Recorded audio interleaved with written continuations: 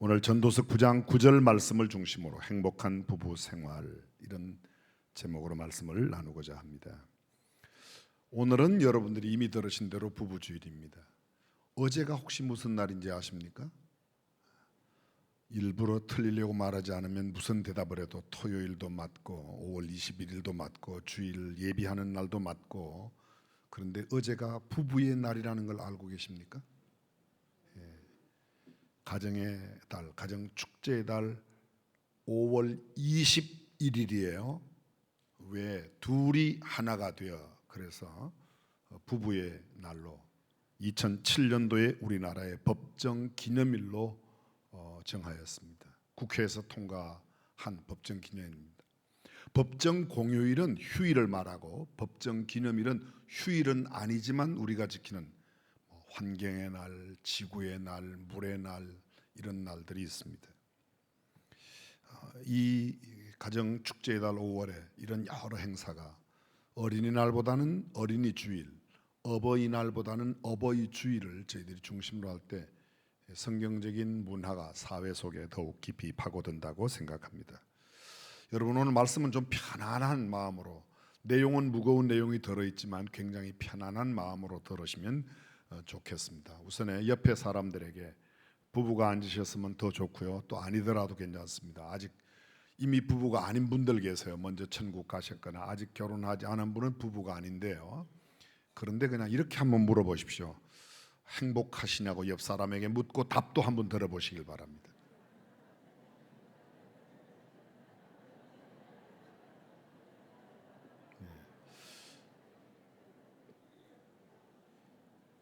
짧은 물음을 아주 길게 묻는 특별한 은사를 받으셨어요.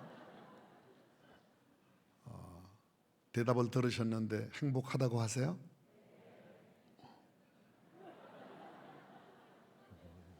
한 번만 더 여쭤보세요. 옆 사람에게요. 부부간에도 행복하시냐고 이렇게 한번 물어보세요.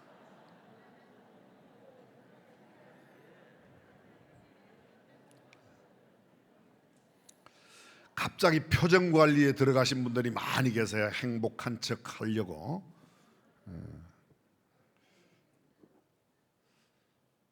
많은 젊은 청년들이 결혼 주례를 저한테 부탁하러 옵니다. 어떤 때는 부모님을 모시고 또 부모님이 데리고 오거나 이렇게 옵니다.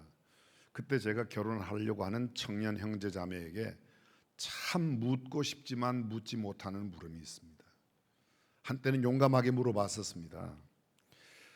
결혼하려는 청년에게, 남자 청년에게 이렇게 묻습니다. 형제요, 형제는 정말 아버지처럼 살고 싶으냐고 이렇게 묻고 싶어요.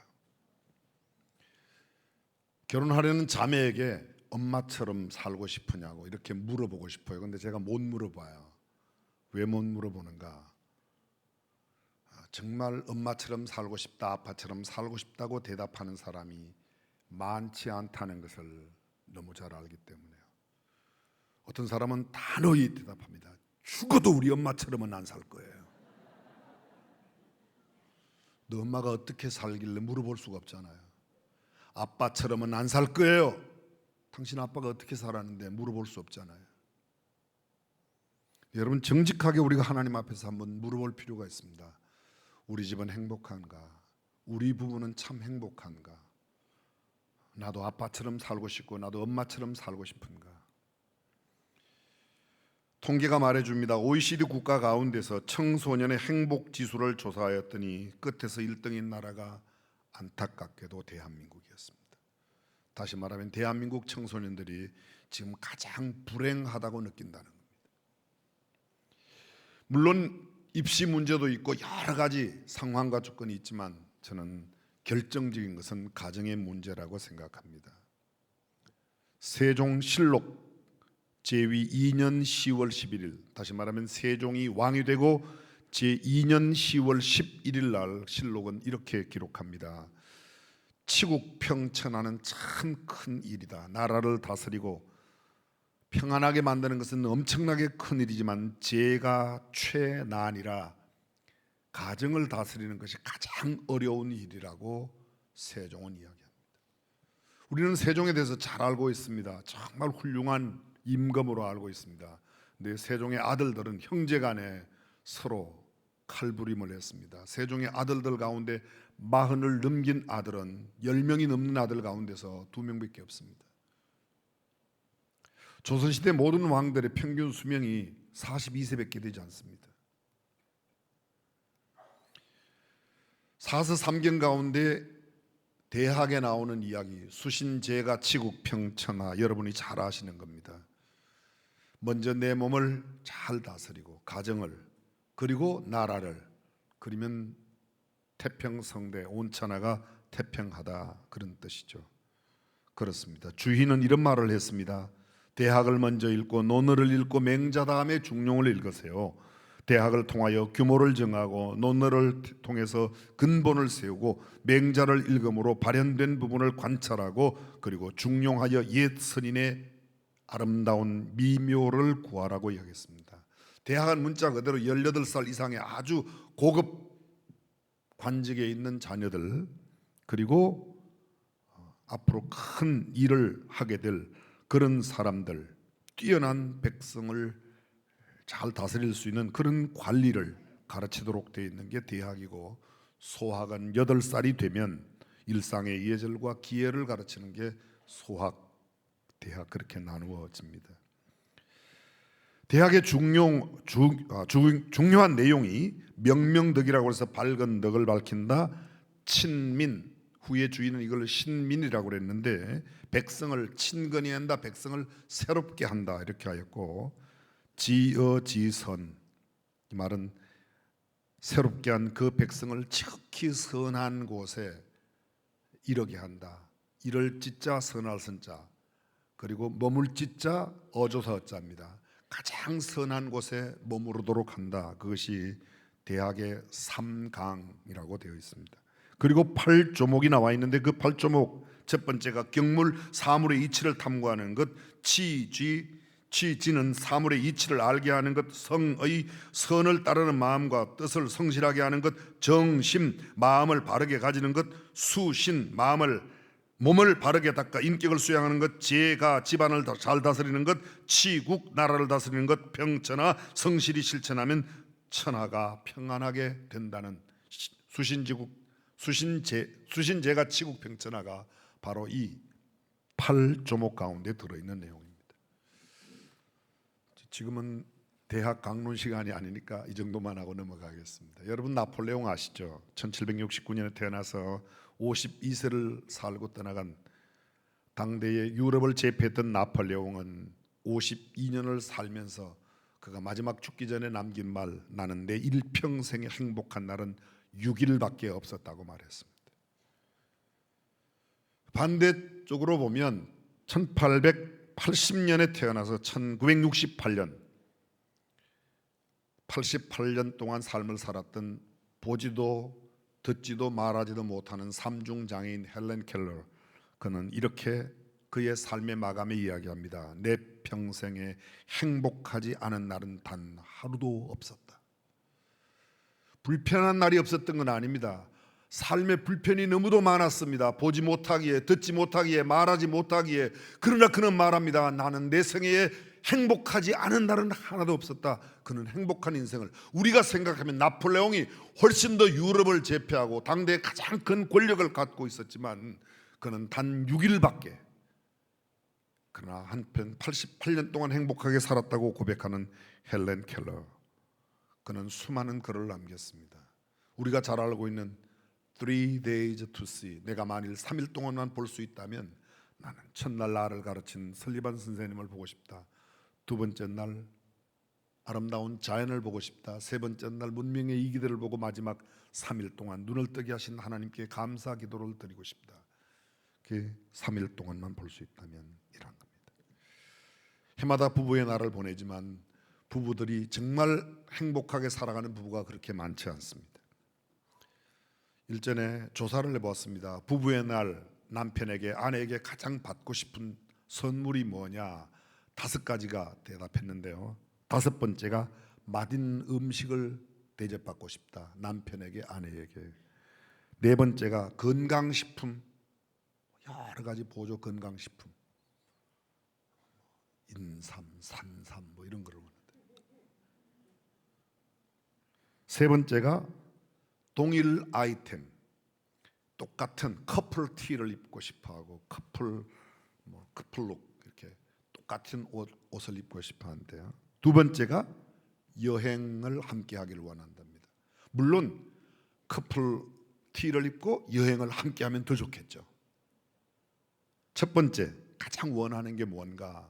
아내에게, 남편에게 사랑을 받고 싶어 한다.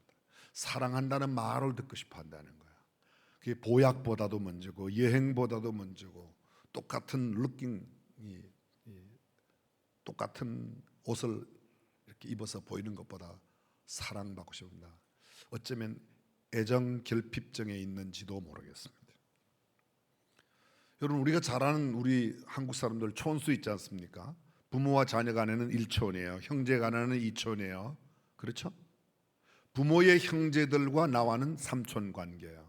부모의 형제들이 낳은 자녀들과 나와의 관계는 4촌입니다. 뭐 그 이상 따지지 않겠습니다. 그런데 촌수가 없는 사이가 부부가 무촌이라고 그러지 않습니까? 이 부부의 무촌은 중요한 의미가 두 가지 들어있는데, 촌수가 없을 만큼 가까울 수도 있고 순간 돌아서면 촌수 없이 멀어질 수 있는 관계가 부부라고 그렇게 이야기합니다. 자, 여러분의 가정 부부는 어떻습니까? 어떤 정말 너무너무 가까운 무촌에입니까? 아니면 언제 헤어져도 아무런 불편 없이 헤어질 수 있는 그런, 누구 말 따나 마지 못해서 죽지 못해서 함께 살고 있는 것은 혹시 아닙니까? 지난주 우리 교회 어떤 장로님께서 제게 카톡 문자를 보내주셨습니다. 향기처 재배라, 아내를 향하여 절을 2번 올린다, 그런 뜻이죠. 세상에 가장 가까운 사람을 꼽는다면 부부다. 촌수로 따지더라도 형제가 2촌이고 부자가 1촌이면 부부는 무촌인 것만 봐도 그렇다. 모든 가족관계가 부부에서 비롯되었기 때문이다. 조선 중기 박일로의 시조에도 부부 있은 후에 부자 생겼으니, 형제 생겼으니 부부 곧 아니면 오륜이 가질 소냐, 그런 구절이 있습니다. 이처럼 소중한 부부가 서로 아껴주고 위해주면 금설상락 백년계략이라, 백년해락이라 이렇게 읽죠. 금설이 너무너무 즐겁게 좋아서, 부부관계가 좋아서 100년 동안 함께 즐기면서 산다라는 말이죠. 색시가 고우면 채갓집 외양간 말뚝에도 절한다라는 속담이 있다. 귀중한 아내가 잘해주기까지 하면 주위에 보잘것없는 것까지도 좋게 보인다는 그런 뜻이다.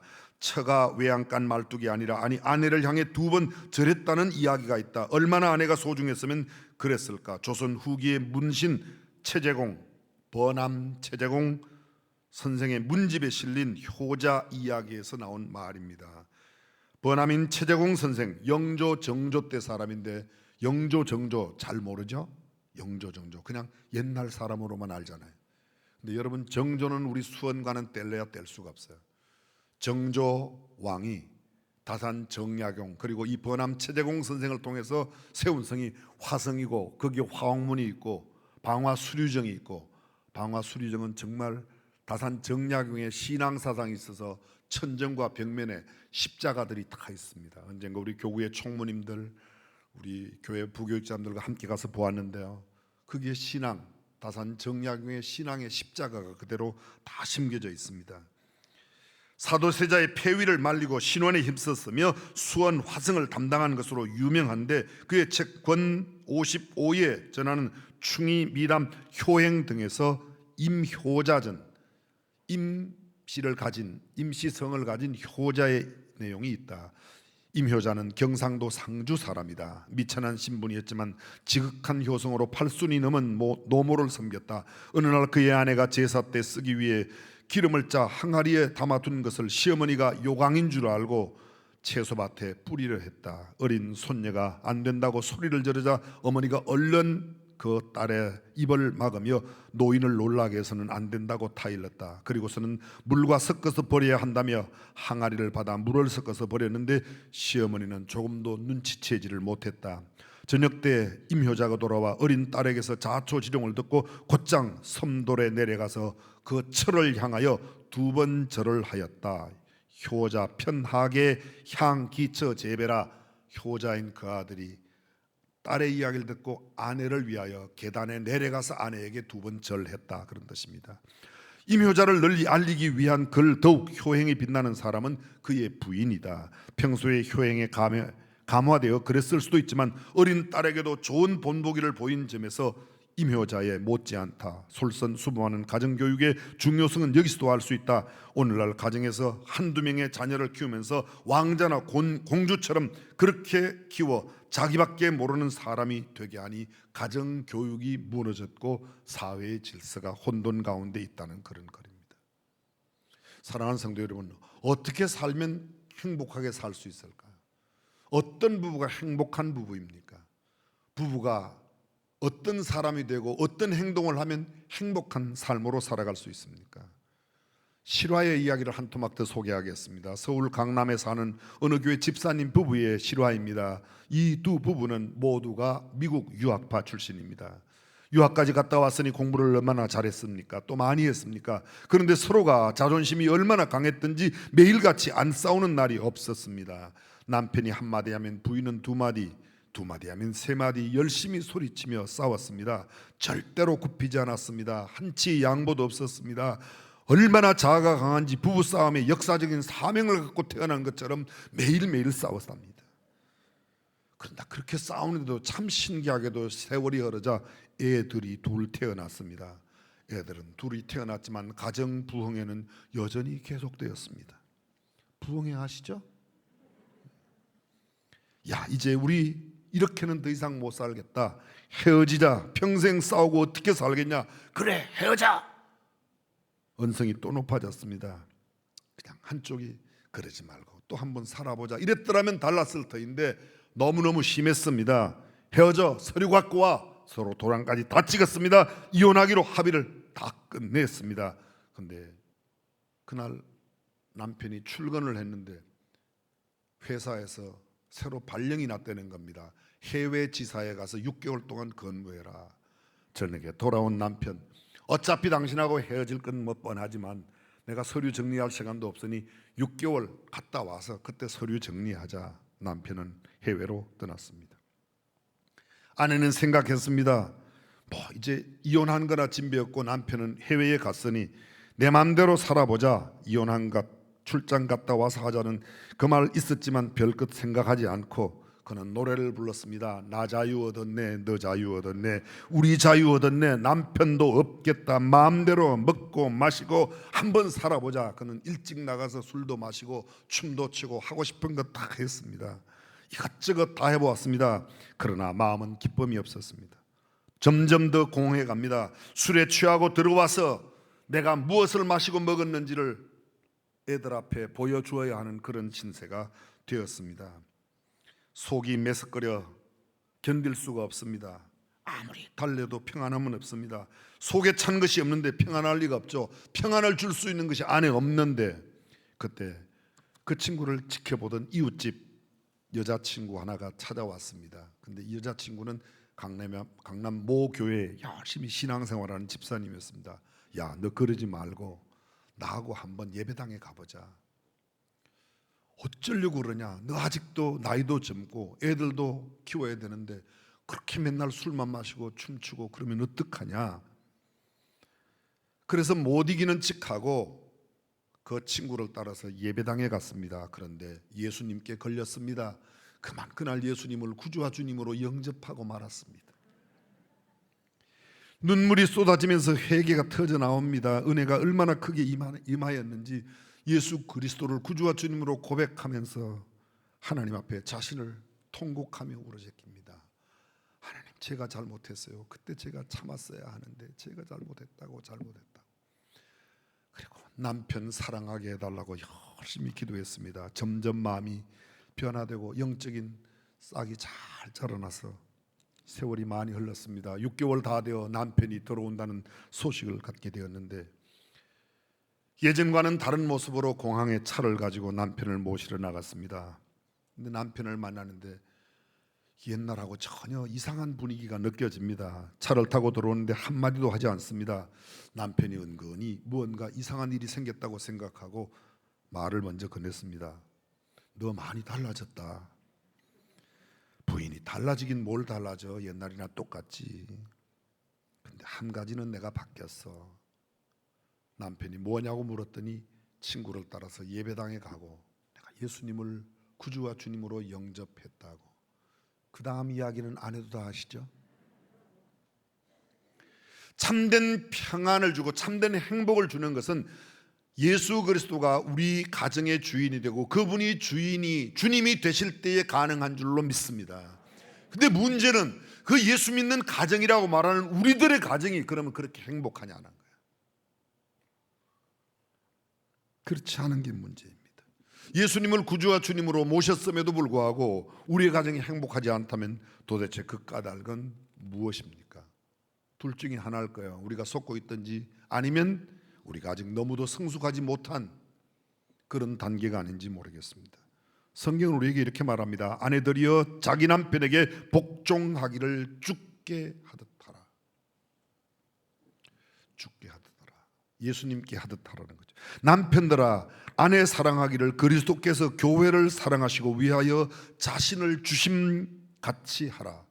설명이 필요 없습니다. 우리가 너무도 많이 들어왔고 너무도 잘 아는 구절입니다. 아내가 남편에게 복종하고 남편이 아내를 사랑하는 이 사랑과 복종과 사랑의 두 관계만 되면 행복한데 그렇지 않습니다. 자아가 죽지 않았기 때문이죠. 하나님께서 최초의 사람을 만드셨던 이야기가 창세기에 나타납니다. 창세기 2장에 보게 되면 천지 창조의 스토리를 여러분 아시죠?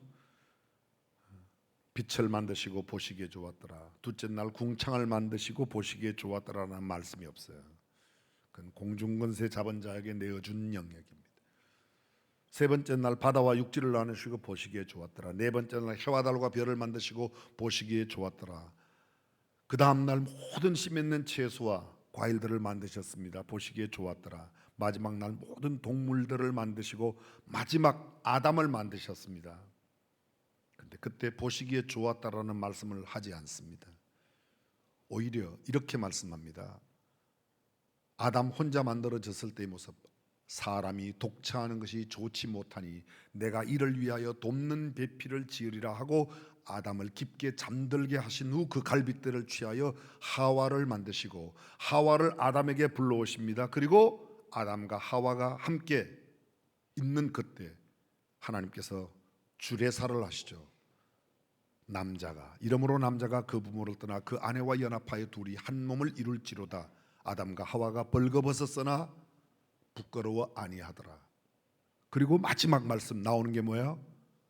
하나님의 창조하신 모든 것이 마침에 아담과 하와까지 창조된 모습 가운데 하나님 말씀하세요. 보시기에 심히 좋았더라. 유명한 신라권의 저자 밀턴은 이런 말을 합니다. 하나님이 보시기에 천지 창조 이후 하나님 보시기에 가장 처음으로 좋지 못한 것이 남자 혼자 사는 거랍니다. 가장 아름답게 보았던 것이 아담과 하와가 만들어진 이후의 모습이라고 그렇게 말합니다. 근데 여러분 이미 알고 계신 것처럼 하나님께서 그 하와를 지으실 때 이렇게 말합니다. 사람이 독차하는 것이 좋지 못하니 내가 이를 위하여 돕는 배필을. 하와를 만드신 목적이 뭐예요? 아내를 두신 목적이 뭐예요? 남편을 이야기해도 괜찮아요. 대답까지 뭐 그렇게 기죽을 필요는 없습니다. 뭐예요? 돕기 위해서. 돕기 위해서. 근데 이 돕는다는 말이 옆에서 보조자로 돕는 게 아닙니다. 헬퍼가 아닙니다. 성경에 여러분 우리가 잘 아는 성경 말씀 10편에 보면 환난 날에 내게 부르짖어라 내가 너를 도우리라. 그럼 환난 당할 때 하나님께 기도하면 하나님 옆에서 조금 도와주시겠다는 말이 아닙니다. 동일한 히브리어 원어로 된 그 구절을 다른 데는 이렇게 번역했습니다. 환난 날에 내게 부르짖어라 내가 너를 구원하리라. 여기 돕는다는 말은 구원한다는 겁니다. 아내를 지으신 목적이 남편, 독차한 것이 좋지 못하게 혼자 살고 있는 남편을 구원하는 것이 하나님의 섭리예요. 아내에게 담아놓으신 막중한 사명입니다. 아멘. 이것이에요. 근데 우리가 이것을 잊고 있습니다. 대부분의 남편들이 아내 알기를 상당히 우습게 알죠. 가볍게 알죠. 그렇습니다. 이것이 돕는 배필입니다. 근데 돕는 배필로, 아내는 남편, 남편은 아내, 서로를 돕는 배필로 살아야 할 텐데 돕지 않습니다. 기대하며 살고 있습니다. 남편이 이렇게 해주기를 기대하고 아내가 이렇게 해주기를, 내가 들어오면 얼마나 수고 많으셨어요, 발 닦아 드릴게요, 이걸 기대해요. 남편들은요. 아내는 집안에서 뭘 기대해요? 오늘은 남편이 통닭이라도 한 마리 들고 들어오겠지, 화장품이라도 들고 들어오겠지, 기대하는 겁니다. 그래서 기대가 어그러지면 실망하는 겁니다. 실망이 지나치면 포기해버립니다. 그래서 배필 관계가 세 가지 단계가 있습니다. 기대하는 배필이 있고, 돕는 배필이 있고, 포기한 배필이 있습니다. 자, 지금 순간에 한번 생각해 보세요. 나는 어떤 부류에 속하여 있는가? 여러분 가정의 가족, 부부관계는 어떠한지, 하나님께서 주신 배우자는 판단하고 비교하기 위해 주신 존재가 아니라 사랑하라고, 도우라고 그렇게 주신 것입니다. 온 천지 만물을 만드실 때 하나님께서 두신 그 목적이 바로 그것입니다. 돕는 배필로 만드셨다는 겁니다. 말틴 루터는 이렇게 말합니다. 사랑하는 부부가 함께 사는 것이 눈에 보이는 천국이라고 말했습니다. 저 유명한 괴테는 이렇게 말합니다. 자기 가정에서 평화를 발견하는 자가 그 어디서나 행복할 수 있다. 그렇습니다. 가정에서 불행한 사람은 어디 가도 불행합니다. 가면적인 행복은 있을지 모르지만 진정한 행복은 있지 못하다는 겁니다. 서양 사람들은 가치를 개인과 국가에 두어요. 그래서 아주 가치가 높게 살겠다고 하는 사람은 혼자 사는 사람이 많고, 국가를 위해 사는 사람이 거의 혼자인 경우가 상당히 많이 있습니다. 근데 동양의 사상은 그렇지 않습니다. 아무리 나라에 큰일을 맡고 아무리 큰 기업과 사업을 벌여도 가정이 불행하고 가정이 행복하지 못하면 그 사람 실패했다고 말합니다. 어쩌면 그것이 더 성경적인 가치인지도 모르겠습니다. 존 하워드 페인을 기억하십니까? 즐거운 곳에서는 날 오라. 스윗 홈 스윗 홈 스윗 홈 스윗 홈 노래를 존 하워드 페인, 1800년대 어려운 시대 지나고 1900년대 공황을 지날 때 미국 사람들이 정말 방황할 때 그가 지었던 이 노래 하나가 온 미국을 다시 살려냅니다. 그래서 30년 전 아프리카 땅에 죽었던 존 하워드 페인의 시신을 뉴욕항으로 모셔오는 그런 이야기, 언젠가 함께 나누었던 적이 있습니다. 가정의 소중한 가치를 나타내는 거죠. 역사 속에 사라진 나라들의 패망의 원인을 살펴보고 그것을 연구한 사람이 발표를 했습니다. 가장 큰 원인이 뭔가? 이혼이 많았고 가정이 붕괴되었다는 겁니다. 이혼이 많고 가정이 붕괴되면 그 나라의 존립이 어려워진다고. 윌리엄 호킹은 가정이 없는 곳에는 국가도 있을 수 없으니 그것은 역사를 형성하는 핵세포라고, 가정이 역사를 형성하는 핵세포라고. 그 가정의 가장 행복한 비결이 뭔가? 여호수아가 고백했던 것처럼 오직 나와 내 집은 여호와를 섬기겠노라. 하나님이 집의 주인이 되고 예수 그리스도가 그 가정의 주인이 될 때 참 행복한 가정이 되는 줄로 믿습니다. 시편 기자가 이렇게 말합니다. 여호와께서 집을 세우지 아니하시면 세우는 자의 수고가 헛되며 여호와께서 성을 지키지 아니하시면 파수꾼의 경성함이 허사로다. 128편 1절, 여호와를 경외하며 그 도에 행하는 자마다 복이 있도다. 그렇습니다. 하나님께서 세우시고 하나님께서 지키시고 하나님의 말씀을 중심으로 살아가는 가정이 행복하다고 말합니다. 솔로몬은 잠언에서 말합니다. 스스로 지혜롭게 여기지 말지어다. 여호와를 경외하며 악을 떠날지어다. 이것이 내 몸의 양약이 되어 내 골수로 윤택하게 하리라. 하나님을 경외한다. 하나님을 경외한다. 영어로 fear God, 하나님을 두려워하는 겁니다. 하나님을 두려워하면 하나님께서 하신 말씀을 지키죠. 아내를 사랑하라, 남편에게 순종하라 라는 말씀을 섬긴다는 겁니다. 헨리 포엔 박사 40년간 훌륭한 부부 애정생활에 대해 그 비결이 뭐냐고 묻는 사람에게 나는 아내에게 친절하려고 노력했고 솔직하려고 노력했고 사랑하려고 부단히 노력했다는 겁니다. 그냥 생겨사는 게 아니라 나의 노력으로, 하나님께서 주신 그 사랑으로 사랑합니다. 빌리 그레엄 목사님의 아내, 부인 되시는 루스 그레엄, 그분은 이런 말을 했습니다. 아내의 할 일은 자기 남편을 사랑하는 것이지 남편을 변화시키는 것이 아니다. 얼마나 많은 아내들이 남편을 변화시키려고, 변화시키다가 잘 안 되면 남편을 바꾸려고 그래요. 죄송합니다.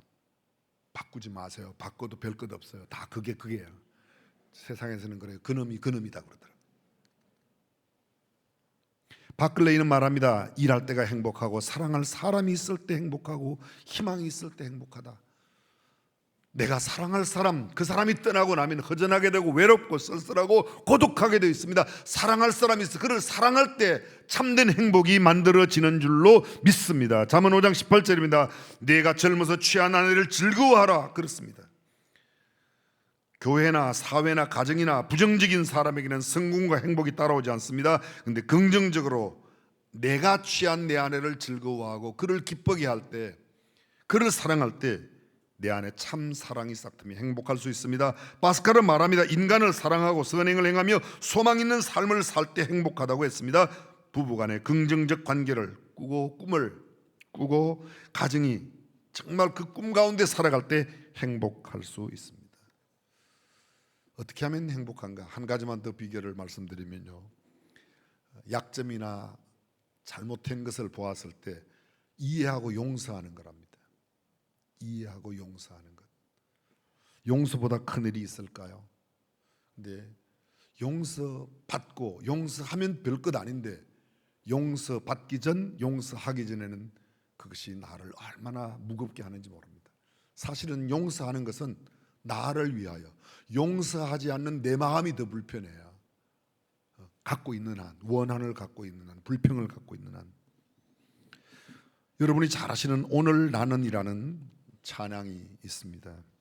최용덕 씨가 작곡한, 최용덕 집사님이신데요, 이 찬양을 만들게 된 사연이 있습니다. 어떤 날 어느 집사님과 함께 복음성가에 대한 논쟁이 있었답니다. 그 집사님은 복음성가는 별것 아니고 찬송가가 대단하다고 얘기하니까 늘 복음성가를 만들고 복음성가를 부르는 최용덕 집사님 너무 화가 났습니다.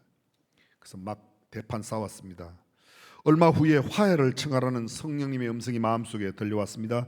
그러나 망설였습니다. 내가 잘못한 것도 없는데 왜 내가 먼저 손을 내밀어야 하는가?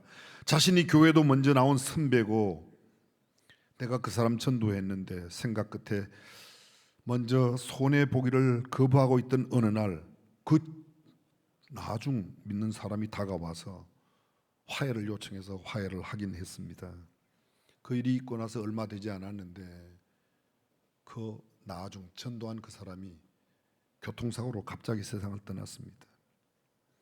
고인이 된 그 형제의 부인이 그 문상을 갔을 때 남편의 일기를 이 최용덕 집사님에게 보여주는 겁니다. 그 일기에는 이렇게 쓰여 있습니다. 자신이 가장 존경하는 분은 예수님이고 그 다음으로 자신을 전도한 최용덕 집사님을 존경한다고 쓰여 있는 거예요. 근데 내가 그렇게 나를 존경하는 사람에게 복음성가 그것 때문에 싸운 것으로 내가 먼저 손 내밀지 못했던 것, 너무 마음이 아파서 순간 내가 너무너무 잘못했구나 하는데 시상이 떠오르는 거예요. 얼른 적었습니다. 내가 먼저 손 내밀지 못하고 내가 먼저 용서하지 못하고 내가 먼저 웃음 주지 못하고 이렇게 머뭇거리고 있네. 그가 먼저 손 내밀기 원했고 그가 먼저 용서하길 원했고 그가 먼저 웃음 주길 원했네. 나는 어찌 된 사람인가? 오 간교한 나의 입술이여, 오 옹졸한 나의 마음이여, 왜 나의 입은 사랑을 말하면서 왜 나의 마음은 화해를 말하면서 왜 내가 먼저 져줄 수 없는가? 왜 내가 먼저 손해볼 수 없는가?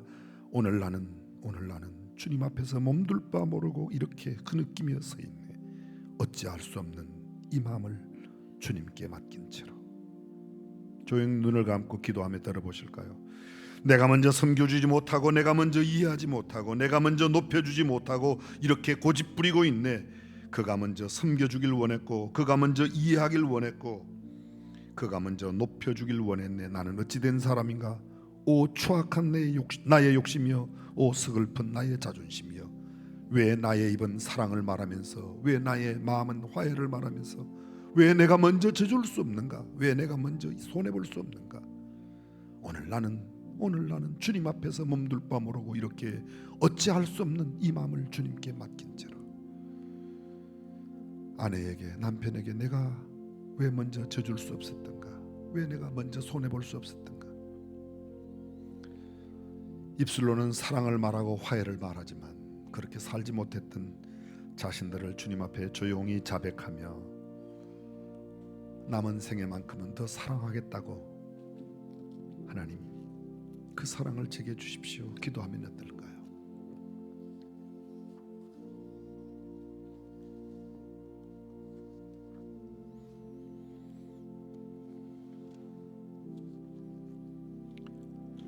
사랑의 하나님, 입술은 풍성한데 행동에 미치지 못하였던 자신들을 주님 앞에 내려놓습니다.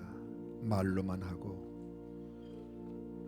행동으로 행동하지 못했던 우리 자신들을 주님 앞에 내려놓습니다. 주여 용서하여 주시고 이제는 더 깊이 사랑하고 더 먼저 사랑하고 더 먼저 져주고 희생하고 내가 손해보는 삶을 사는 우리 가정, 우리 가족들, 우리 부부가 되게 하여 주옵소서. 우리 주님 예수님의 이름으로 기도합니다.